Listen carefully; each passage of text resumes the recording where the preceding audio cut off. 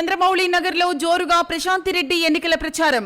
నెల్లూరు జిల్లా కోవూరు నియోజకవర్గం చంద్రమౌళి నగర్ గిరిజన కాలనీలో ఉమ్మడి తెలుగుదేశం పార్టీ అభ్యర్థి వేమిరెడ్డి ప్రశాంతి రెడ్డి సార్వత్రిక ఎన్నికల ప్రచారం ప్రారంభమైంది.